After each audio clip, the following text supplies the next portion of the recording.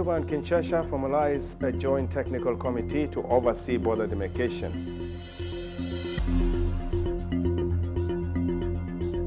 South Sudan and China sign an MOU on construction of Torit International Airport.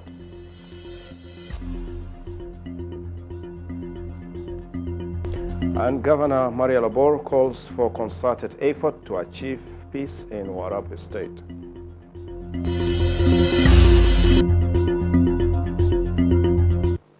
Well, welcome viewers of Ssbc. Thank you so much for joining us from wherever you're tuning in. We're coming to you live from Juba. My name is Corey Anthony with the news in detail.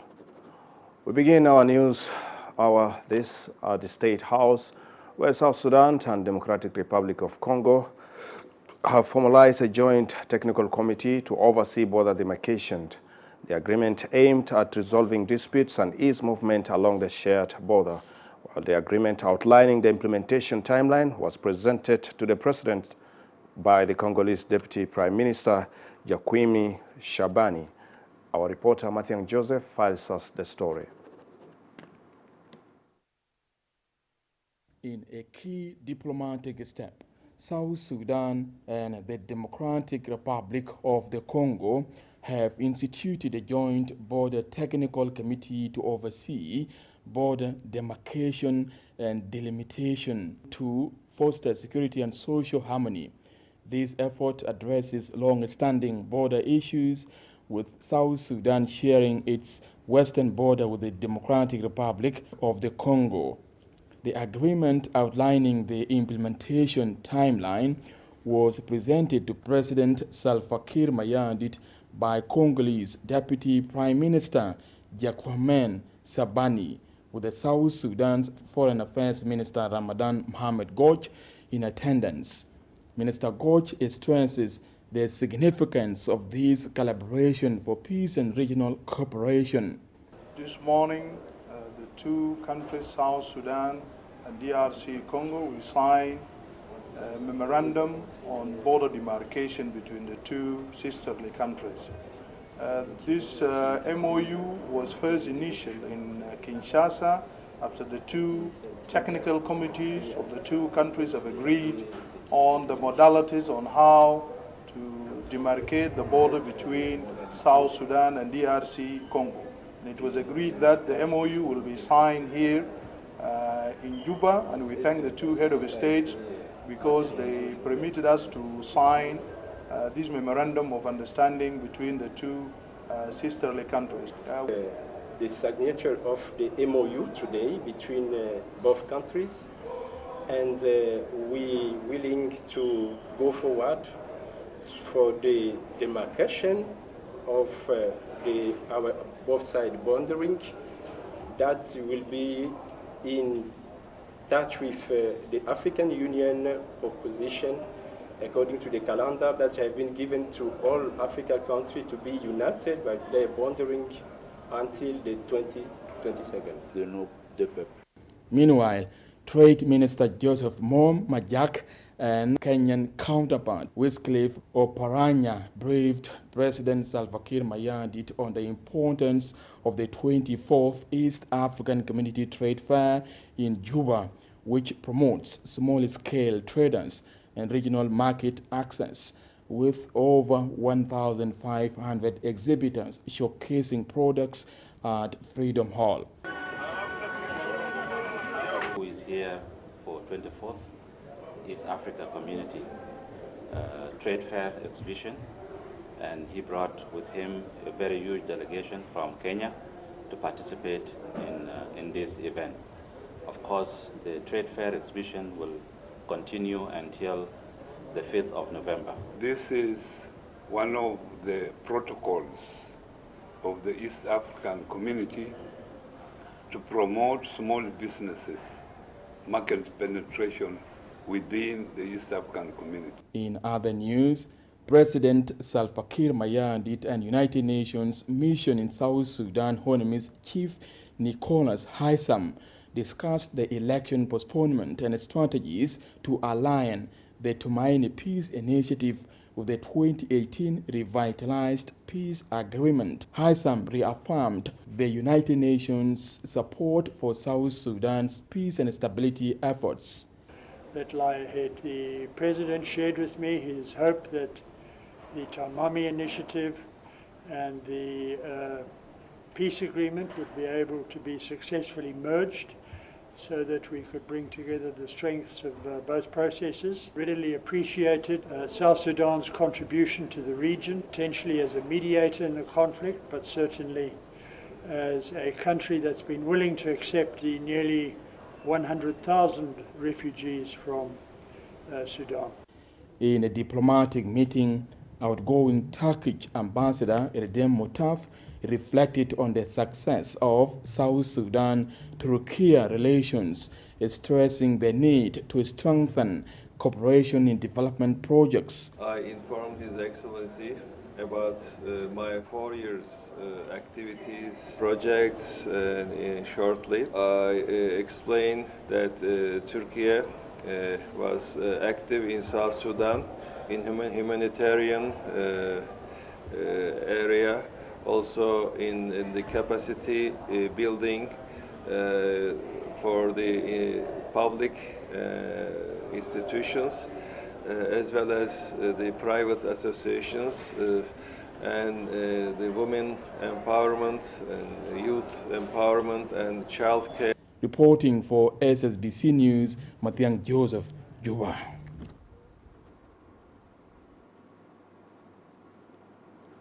And the economic cluster, chaired by Dr. James Wani-Iga, has listened to a report on launching of IGAT Sustainable Tourism Master Plan 2024-2034, which took place in Ethiopian capital Addis Ababa earlier this month, presented by the Minister of Wildlife Conservation and Tourism, Rizk Zakaria Hassan. And the cluster also listened to a presentation by the Minister of Wildlife and by Minister of Livestock and Fisheries, Onyota Digo Nyikwach, on the high-level Landlocked Development Economic Forum on food security. The Deputy Minister of Agriculture and Food Security, Lily Albino Akolakol, says the cluster unanimously passed the report and advised the Minister to present to the Council of Ministers for final approval.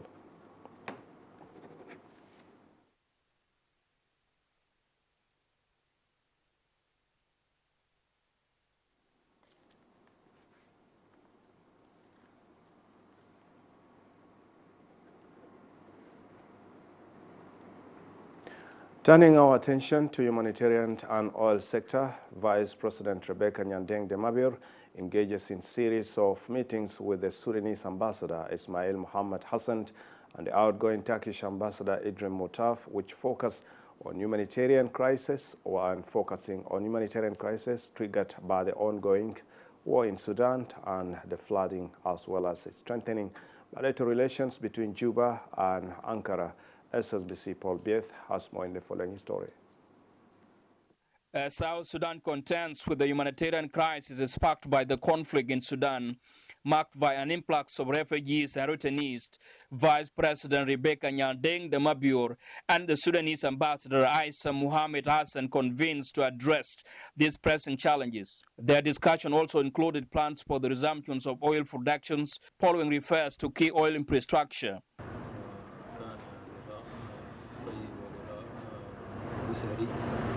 تقررنا فيه العلاقات الثنائية بين السودان وجنوب السودان وجاهزيتنا لدفع العلاقات الثنائية في المجالات السياسية والاقتصادية والاجتماعية والثقافية بين البلدين.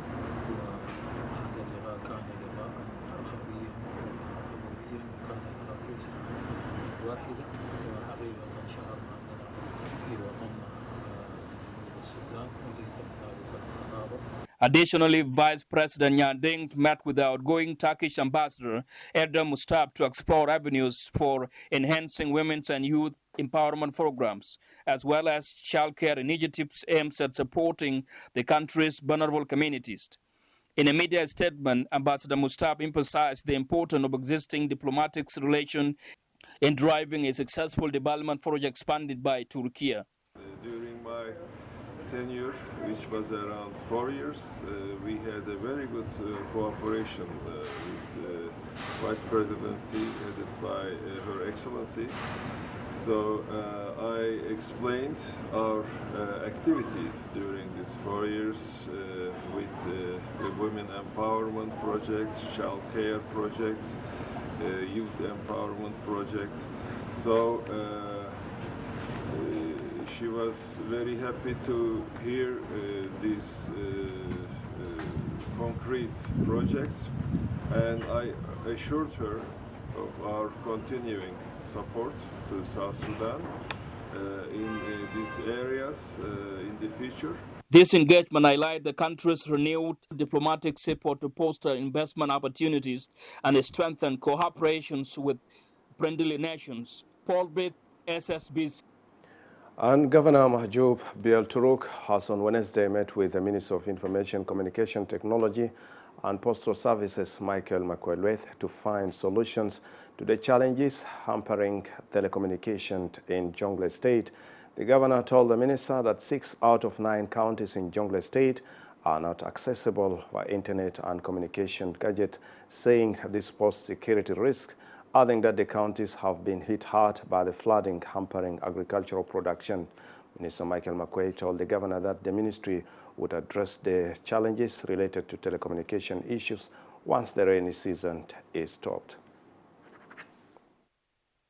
And it is worth mentioning that Jonglei at this time is actually completely isolated. And even if we had the means, if we want to support Jonglei in terms of telecommunication, then at this particular moment, during the rainy season, it is difficult to transport equipments to the sites. So we usually wait for the dry season, and we are hopeful that during this coming dry season, we'll be in a position to set up more towers and provide better telecommunication services to the people. In addition to that, we will talk with the operators, some of whom are operating now in the state, so that they can strengthen the connectivity so that the people can enjoy better services. This will do it for a time being. Meanwhile, we will wait for the dry season to connect the other parts of Jonglei State. Thank you. قضايا الاتصالات في الولاية كما تعلمون انه جزء من ولاية جونغلي. يمكن نكون جونغلي تشمل 9 مقاطعات. الآن ممكن 6 منهم يعني الشبكات فيها ضعيفة جدا بصورة يعني كبيرة، وكلنا نعلم انه اليوم الاتصالات أصبحت أهم بالنسبة لأحياء الناس، يعني لتبليغ الحوادث، سواء كانت الحوادث التي تقع بين العشائر فيما بينه، سواء كان بيننا والمناطق المجاورة، سواء كان على النيل مع سنتر كوتوريا أو مع إدارة البيبور. And moving on, the East Africa Community Trade Fair continues in Juba as exhibitors witness a significant formalization of macro, small and medium enterprises on Burundian handcraft, goods and technological innovations. Our reporter Victor Elias attended the event and files us this report.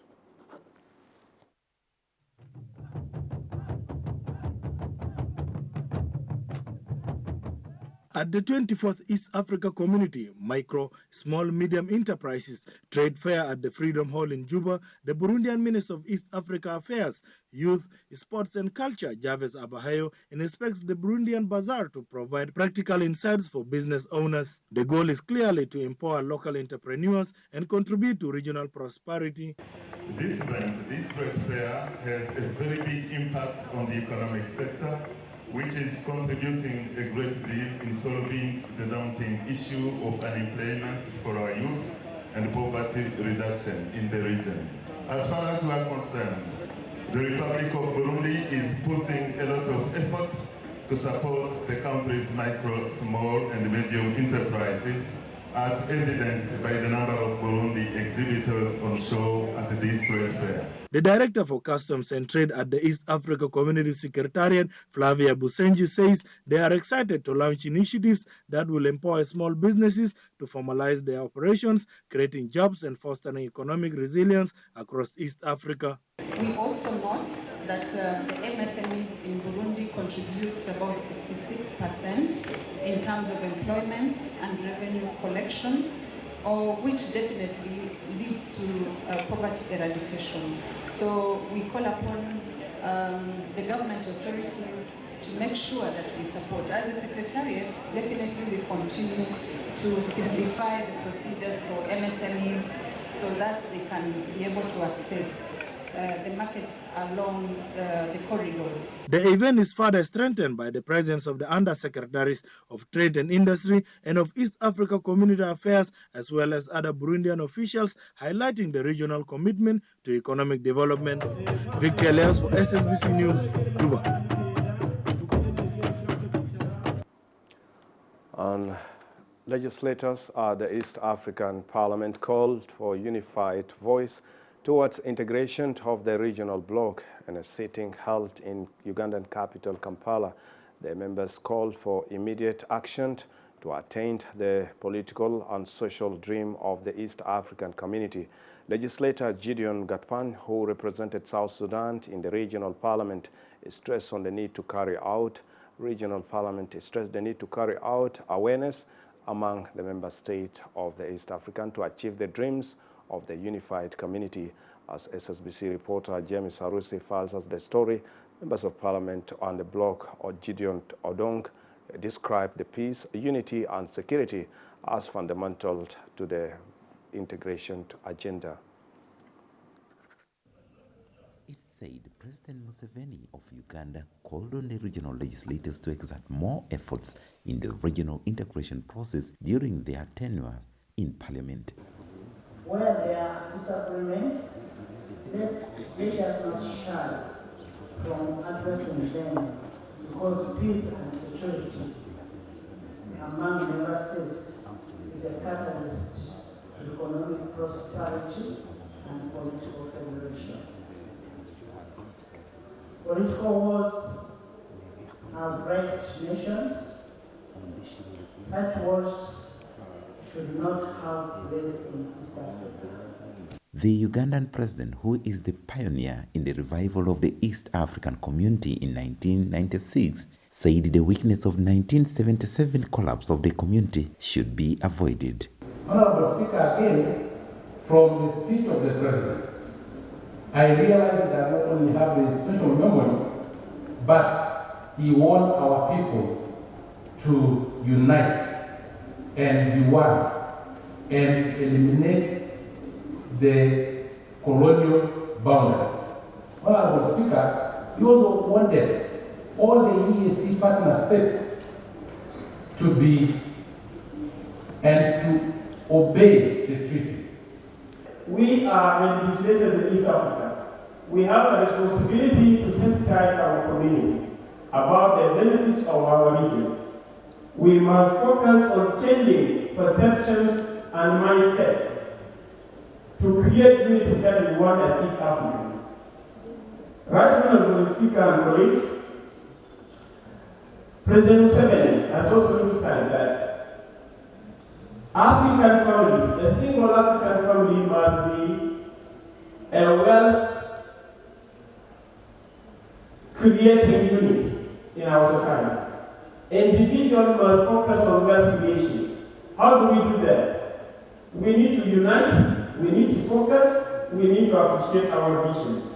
President Museveni of Uganda remains the region's long-serving president, who now is believed to be serving the East African community agenda as a grandmaster, directing the region on the right political and economic path that promotes the integration agenda. Democracy and human rights. Right, Honorable Speaker, there is no peace, there is no security, there is no trade if we do not build a strong democracy in Africa and it's in East Africa. Good governance is the software that enables trade, that enables social integration.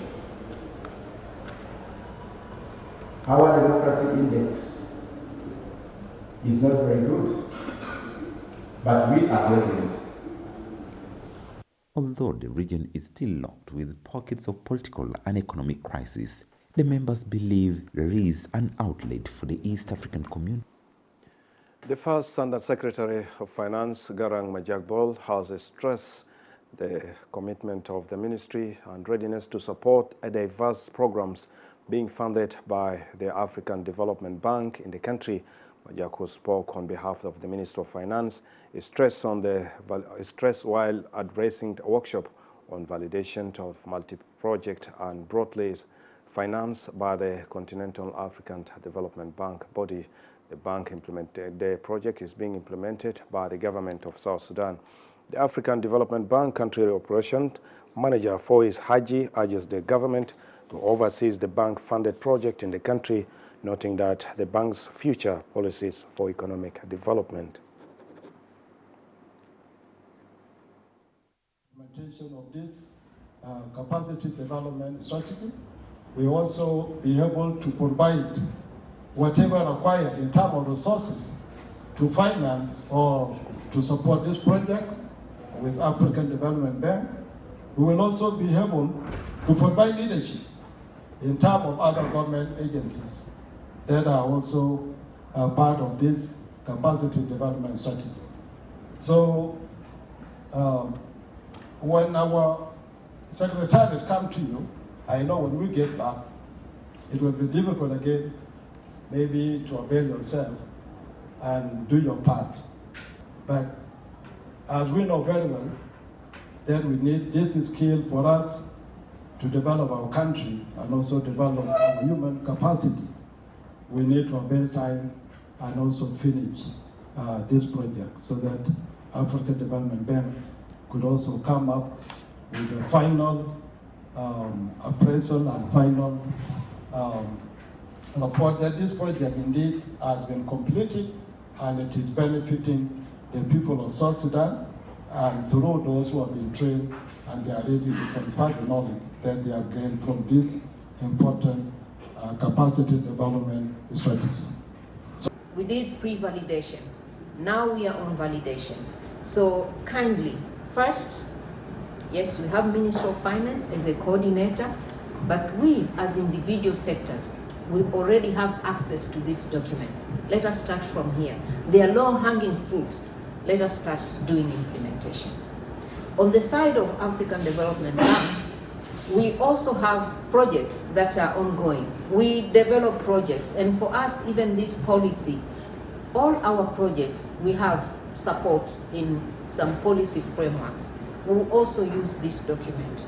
Wherever we are developing a project, whenever there is a policy to be developed, our first point of reference will be what does the capacity development strategy is talking about. We put it in our project.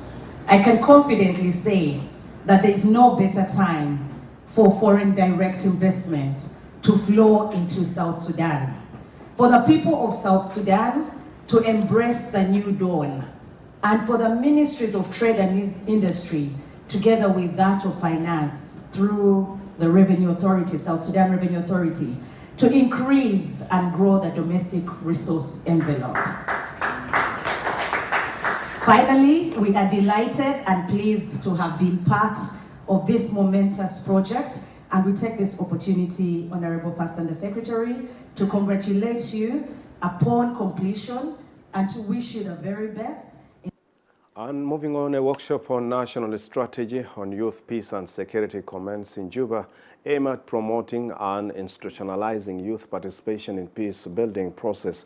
In his opening remarks, the Undersecretary in the Ministry of Peace Building, Pierre Philip Michael, says the ministry has already initiated economic empowerment programs for women and youth in the country, which has already shown a positive impact. This, according to Pierre Philip, includes vocational training through the support from the partners in the country.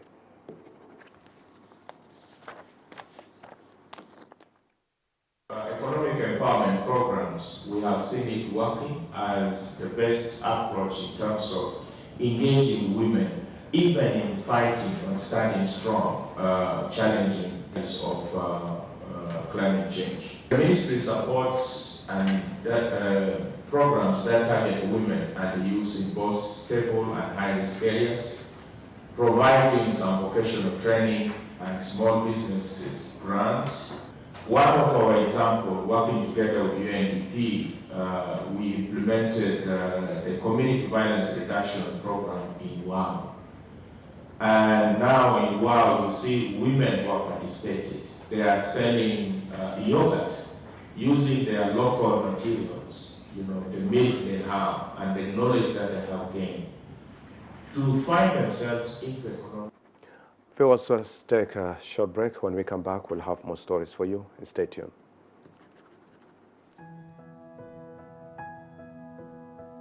Statement Engineering Group is a subsidiary of Statement Solution Limited, a South Sudanese-owned company registered under the South Sudan Company Act of 2012.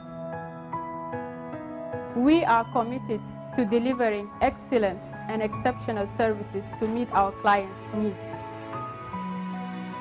Our comprehensive offerings span consultancy, engineering services, building materials, general supply, interior design, and industrial equipment. Client satisfaction is our top priority. We strive to be responsive and proactive in meeting their needs. Our project managers collaborate with skilled local teams to ensure successful execution of the projects regardless of the space involved. For inquiries, contact us on 0912 325562 or 0912 325254 or 0912 325225 or log on to our website www.statementgroup.com or www.statementrealtor.com or Facebook page Statement Engineering Group or send us an email info@statementengineering.com.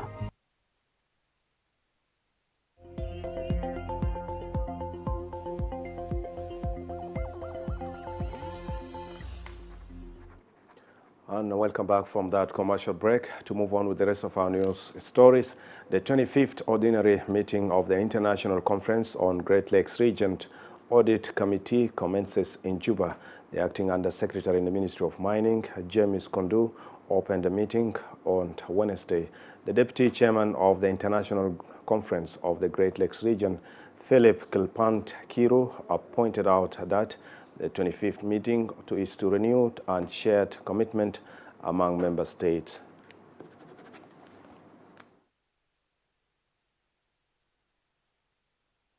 I take this opportunity to thank the ICR Secretariat and their partners for choosing South Sudan as the host of the 25th meeting of the ICR Audit Committee.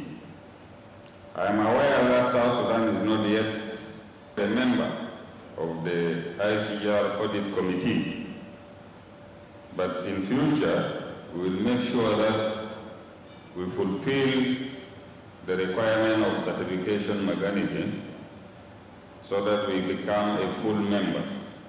These 3 days offered to us is a chance not to strengthen our strategy, but also renew our shared commitment to accountability and responsible resource management. Today, we start with a comprehensive look at our third audit party updates from across DRC, Burundi, Rwanda, Tanzania, and Uganda. These updates give us valuable insights into where we stand and work and where we need to push forward. This forum will serve as a crucial peer learning platform, advancing our joint mineral value addition projects and industries. These initiatives are guided by our regional guidelines and complement the regional initiative against the illegal exploitation of natural resources. The 25th meeting of Audit Committee encompasses several critical objectives. We will examine proposed changes to our audit methodology and tools. And South Sudan and China signed an agreement on construction of Torit International Airport. The agreement signed between South Sudan and National Trust Corporation and Long Star Engineering Company, also aimed at boosting the country's mining sector, is speaking after the signing ceremony in Juba on Wednesday. The chairperson of the Economic Cluster, Secretary Otuom Rogo, described the move as vital in boosting the development and economic growth in South Sudan, while the managing director of Long Star Engineering Company, Guo Jiling, expressed China's cooperation with South Sudan in infrastructural development. Signed MOUs with the Chinese companies, and it was concerning the construction of Torit Airport and mining operations of the Chinese companies. So we just finished signing, and more details will be given later on when they start operations. 谢龙工程公司作为一家深耕于南苏丹基建工程市场实力承包商。Long Star, we are the Long Star Engineering Company, and we focus on the infrastructure work in South Sudan market. 在南苏丹当地政府的大力支持下 With the great support by the local government, 很荣幸与国家信托公司达成托里特国际机场项目的合作协议。and we are honored to make a good cooperation with the trust company to do the Torit International Airport project and also the mining investment. 我们旗下工程队伍 Our engineering team 在非洲区域建设并交付了不下于5座机场。has been construct and delivered more than 5 airports in African region.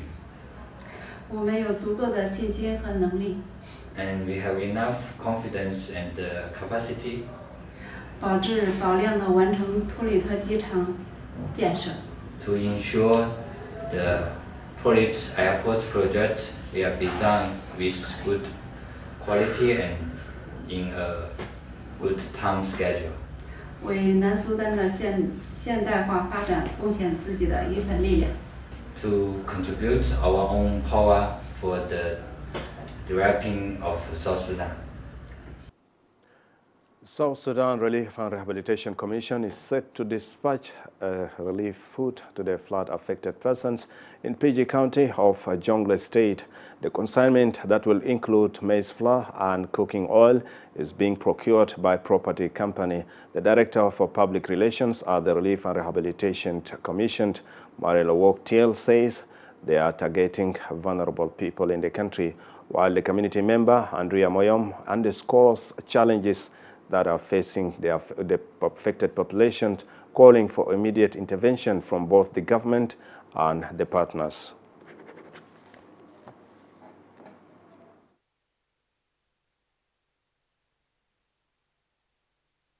On behalf of the RRC and Ministry of Humanitarian Affairs, this is the first ever consignment that we have received, mainly meant for the Greater Upper Nile, the most affected communities by the flood. There are vulnerable people like old age, children, women are the ones being actually targeted with these foods. But it is not only going to be this one. There is going to be a lot which are coming.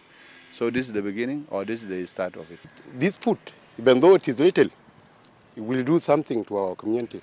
The condition of the people in the ground is really very bad. What we still request, if we could get a snack repellent that can be sprayed on that side, it will be okay. We are happy to declare that we have successfully entered into a partnership with the Ministry of supplying and delivering food items to our vulnerable people who are being affected in Greater Upper Nile.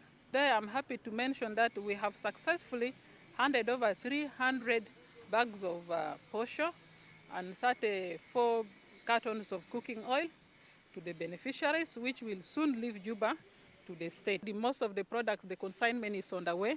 Some of them. And moving on to Warab State, where a significant rally held at Kwajoki Square, Governor Francis Marial Abor calls on the people who are in the state, to passionate appeal for peace and security in the region, calling for amidst ongoing challenges that have affected the communities. Governor Marial emphasized on the critical importance of unity and collaboration in achieving lasting peace, urging its stakeholders to come together for peace and development.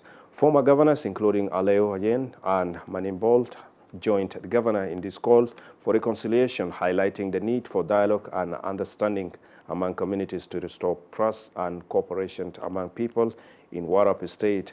Various communities leaders echoed these sentiments, expressing their commitment for supporting initiative that will promote peace and development in Warab State. My work in this state is only one. Is only one. When I say it is only one, I'm only to deal with security. My first priority is security. And my second priority is security, to improve the security of the Wilaya. My third is security. Why? Saying security, why?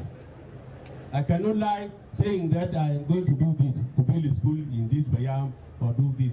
Without stabilizing the security, there will be no development. Development comes after security is put in place. Security number one. So this is my mission in Warab State. I'm not coming to change any government. So security is paramount to everybody.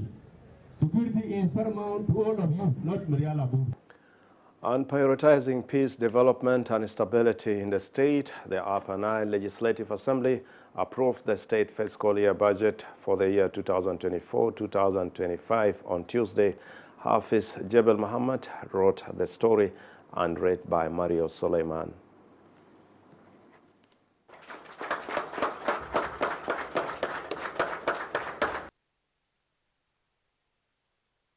Upper Nile State Legislative Assembly assents to the state budget for the fiscal year 2024-2025 to the tune of more than 53 billion South Sudan pounds. In a statement to Ssbc, the State Legislative Assembly Speaker, Jacob Dollar wrote, described the approval as a source of pride to the people eagerly looking forward to peace, unity and development.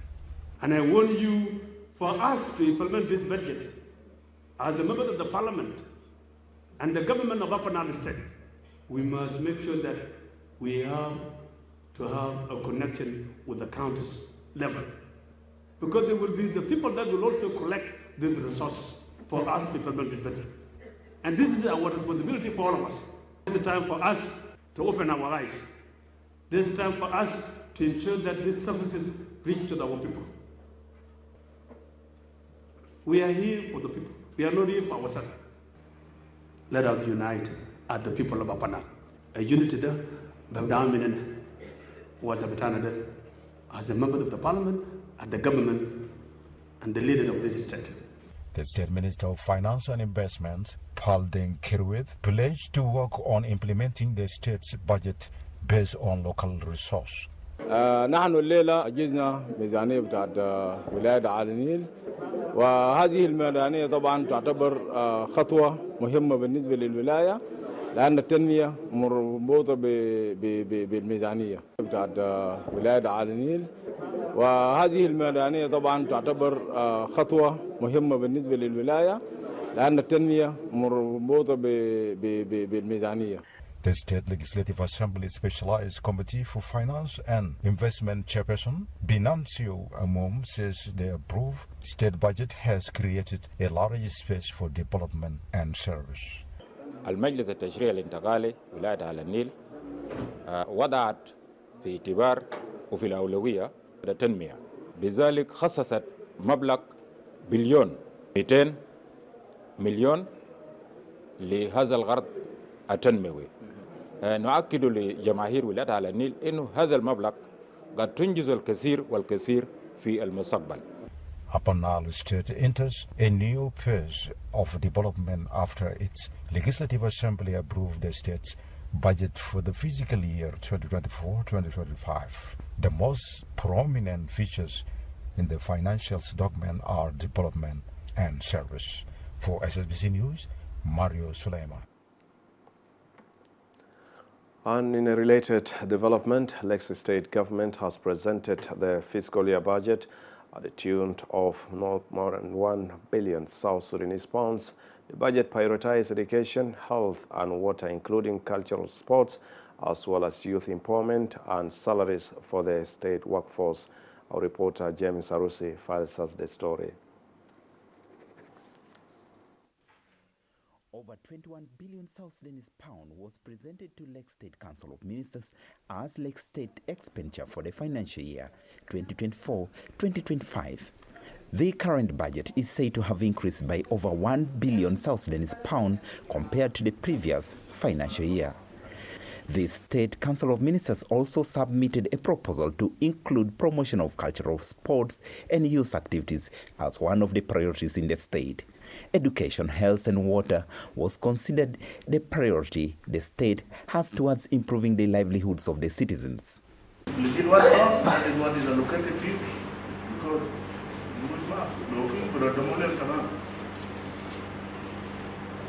so that is about allocation, and we are complaining the national government, especially the National Minister of Health, in the Mezzanetta,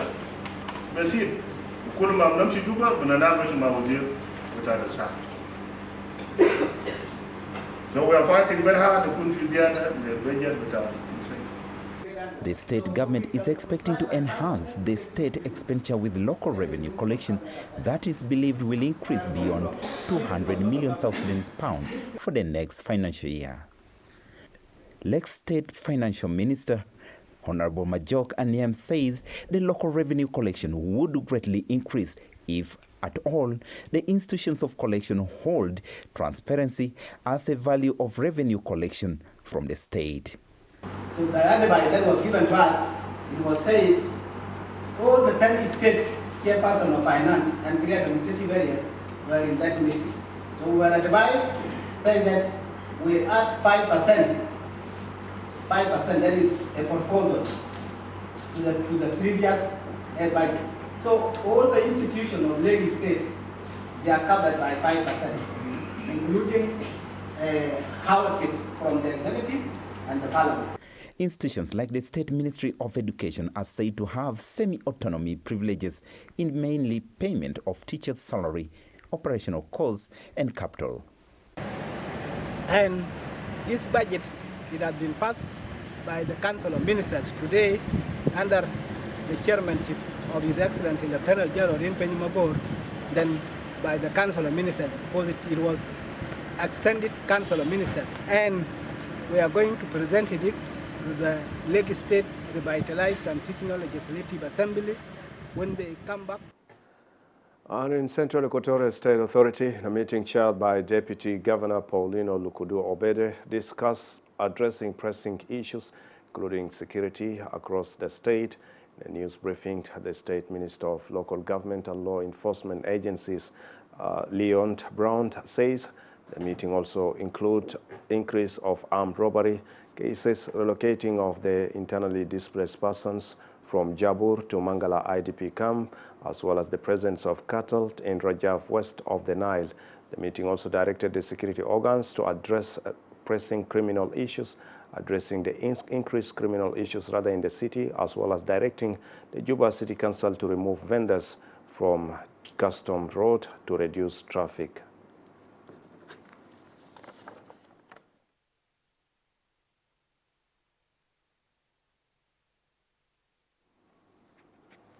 And with that, viewers, we have come to the end of our news bulletin. Thank you so much for joining us. On behalf of the entire working crew in the studio, I am Gore Anthony saying bye-bye. Keep tuned to SSBC for the rest of our programs. Bye for now.